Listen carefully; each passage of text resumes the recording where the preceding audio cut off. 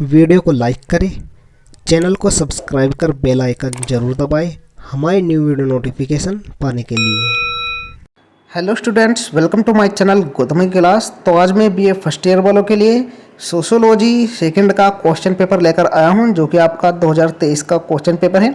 Society in India structure and change, जिसका code है A133। तो आज हम इस क्वेश्चन पेपर के सभी क्वेश्चंस के आंसर देखेंगे। तो बने रहिए वीडियो के अंत तक। और वीडियो में आगे बढ़ने से पहले यदि आप हमारे चैनल पर नए हो तो सब्सक्राइब जरूर करें, जिससे आपको हमारी आने वाली न्यू वीडियो नोटिफिकेशन समय पर मिल सके। तो आइए वीडियो को स्टार्ट करते हैं। यहाँ पर खंड ए में आपके लघुत्तरीय प्रश्न पूछे जाते हैं, जो कि आपको 10 क्वेश्चन देखने को मिलते हैं। प्रत्येक प्रश्न 2 अंक का होता है। तो यहाँ पर पहला क्वेश्चन आपका एग्जाम में पूछा गया था, संजातीयता का क्या अर्थ है। इसका उत्तर हो जाएगा, संजातीयता की अवधारणा प्रजाति से अलग है। प्रजाति उस बड़े मानव समूह को कहा जाता है जिसमें समान शारीरिक विशेषताएं होती हैं। दूसरी ओर संजातीयता एक ऐसी भावना होती है जो संस्कृति, धर्म, क्षेत्र, भाषा, वेशभूषा अथवा जीवनशैली के आधार पर किसी विशेष समुदाय को अपनी अलग पहचान बनाए रखने को प्रोत्साहन देती है। संजातीयता का संबंध उन पूर्वाग्रहों से है जिनके आधार पर एक संजातीय समूह अपने से भिन्न संजातीय समूह से पृथकता महसूस करने लगता है और कभी कभी दूसरे की तुलना में अपने को अधिक श्रेष्ठ या उच्च दिखाने की कोशिश करता है। आइए हम नेक्स्ट क्वेश्चन देखते हैं। यहाँ पर गांवों की कोई 4 विशेषताएं लिखिए। तो गांवों की आपको 4 विशेषताएं लिख देनी है। जैसे कि पहला हो गया, गांवों की जनसंख्या कम होती है। ये पहली विशेषता है कि गांवों की जनसंख्या कम होती है। दूसरी विशेषता हो जाएगी इसकी, गांवों के लोगों का मुख्य व्यवसाय कृषि करना होता है। तीसरी हो जाएगी, गांवों में जाति व्यवस्था की प्रमुखता है और गांवों में संयुक्त परिवार देखने को मिलते हैं। इस प्रकार से आप 4 विशेषताएं लिख सकते हैं। नेक्स्ट यहाँ पर इस कथन से क्या आशय है कि जाति एक बंद वर्ग है। इसका अर्थ होता है कि भारतीय जाति व्यवस्था में जाति बदलना या किसी अन्य जाति में शामिल होना संभव नहीं है। यह एक बंद वर्ग के समान है, जिसमें बाहर से आकर शामिल होना या बाहर निकलकर किसी और जाति वर्ग में शामिल होने की गुंजाइश नहीं है। नेक्स्ट क्वेश्चन है यहाँ पर, मुस्लिम विवाह की कोई 4 विशेषताएं लिखिए। तो आपको यदि एग्जाम में पूछा जाता है कि मुस्लिम विवाह की 4 विशेषताएं लिखिए, तो आपको 4 विशेषताएं लिख देनी है कि मुस्लिम विवाह एक प्रकार से दीवानी समझौता या सामाजिक समझौता समझा जाता है। इसकी दूसरी विशेषता हो जाएगी, मुस्लिम समाज में लड़के के माता पिता की ओर से लड़की के माता पिता को विवाह का प्रस्ताव दिया जाता है। देखिए, जबकि ऐसा हिंदुओं में नहीं है। हिंदू में लड़की के माता पिता पहले अपनी ओर से प्रारंभ करते हैं। मुस्लिम विवाह की तीसरी विशेषता है कि दहेज जो है मुसलमानों में कन्या पक्ष को मिलता है, अर्थात पति की ओर से पत्नी को मेहर दी जाती है। मुस्लिम विवाह रक्त संबंधियों पर अधिक ध्यान नहीं देता है, यानी मुस्लिम विवाह में रक्त संबंधियों में विवाह हो जाता है, जबकि ऐसा हिंदुओं में नहीं होता है। तो इस प्रकार से आप मुस्लिम विवाह की 4 विशेषताएं लिख सकते हैं। नेक्स्ट क्वेश्चन देखते हैं, भूमिहीन श्रमिक वर्ग की विशेषताएं क्या है। इसका उत्तर हो जाएगा, भूमिहीन श्रमिक वर्ग ऐसे मजदूर होते हैं जिनके पास खेती करने के लिए अपनी कोई भूमि नहीं होती है। इनकी आजीविका का प्रमुख साधन मजदूरी ही होता है।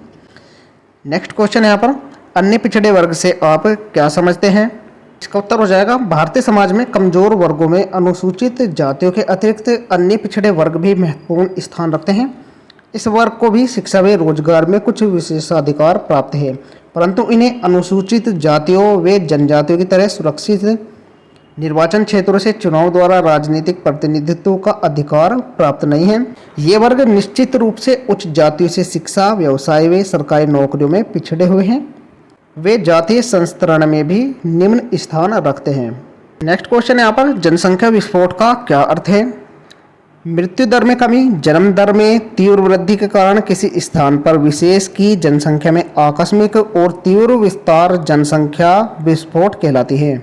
यानी जब मृत्यु दर में कमी हो जाती है और जन्म दर में अत्यधिक तीव्र वृद्धि हो जाती है, तो किसी विशेष की जनसंख्या में आकस्मिक और तीव्र विस्तार होता है, जिसे जनसंख्या विस्फोट कहा जाता है। नेक्स्ट क्वेश्चन यहाँ पर, सामाजिक परिवर्तन को परिभाषित कीजिए। तो इसकी परिभाषा होती है, पहले की अवस्था या रहन सहन के ढंग में भिन्नता को ही सामाजिक परिवर्तन कहा जाता है। यानी सामाजिक परिवर्तन से तात्पर्य है सामाजिक संरचना में परिवर्तन से। सामाजिक परिवर्तन की प्रक्रिया का संबंध सामाजिक संबंधों तथा समाज की व्यवस्था में होने वाले परिवर्तन से है। कालांतर में सामाजिक संबंधों तथा समाज की संरचना और प्रक्रियाओं में होने वाले परिवर्तनों को सामाजिक परिवर्तन कहा जाता है। नेक्स्ट यहाँ पर जातिवाद के कोई 4 दुष्परिणाम लिखिए। तो जातिवाद के 4 दुष्परिणाम होते हैं। पहला है जाति व्यवस्था, जो कि मनुष्य को हैवानियत से उभारने के लिए थी। जाति व्यवस्था ने उन्हें प्रगति के लिए सड़क पर आधा रास्ता रोकने का काम किया। दूसरा है जाति को श्रेणीबद्ध रूप से वर्गीकृत किया जाता है। प्रत्येक जाति को इससे ऊपर के लोगों से नीचा दिखाया जाता है और इससे नीचे के लोगों को श्रेष्ठ। मनुष्य की स्थिति पदानुक्रम में उस जाति के रैंक से निर्धारित होती है। यह भी इसका एक बड़ा दुष्परिणाम है कि मनुष्य की जो स्थिति होती है वह उसकी जाति से ही निर्धारित होती है। यह भी जातिवाद का एक दुष्परिणाम है। जाति व्यवस्था राष्ट्रीय एकता के लिए एक बाधा के रूप में कार्य करती है। यह खुद के लिए निष्ठा की मांग करती है। यह राष्ट्रीय एकीकरण और राष्ट्र निर्माण के रास्ते में बाधा के रूप में आती है। जातिवाद का चौथा दुष्परिणाम है जाति ने समाज के सभी वर्गों के आर्थिक विकास के रास्ते में एक बाधा के रूप में काम किया है। जाति व्यवस्था के कठोर नियमों ने सभी को अपने वंशानुगत व्यवसाय का पालन करने के लिए मजबूर किया और इसने व्यक्ति और समाज की आर्थिक प्रगति पर एक बड़ी सीमा के रूप में काम किया। तो इस प्रकार से 4 दुष्परिणाम हैं जातिवाद के। नेक्स्ट क्वेश्चन यहाँ पर संपत्ति के अधिकार पर संयुक्त परिवार के प्रकार लिखिए। तो संपत्ति के आधार पर संयुक्त परिवार के 2 प्रकार होते हैं। पहला होता है मिताक्षरा संयुक्त परिवार, दूसरा होता है दाएं भाग संयुक्त परिवार।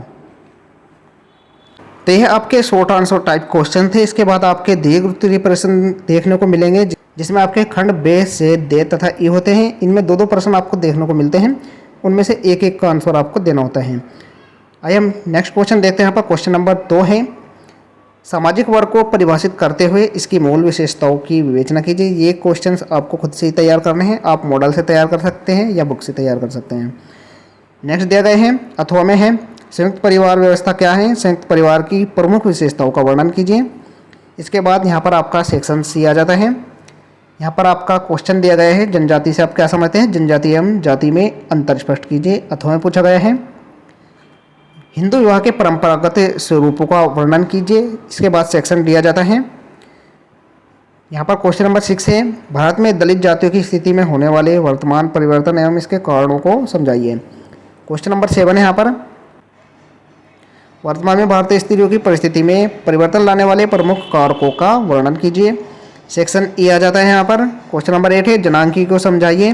भारत में जनांकी के महत्व का वर्णन कीजिए। अथवा में पूछा गया है।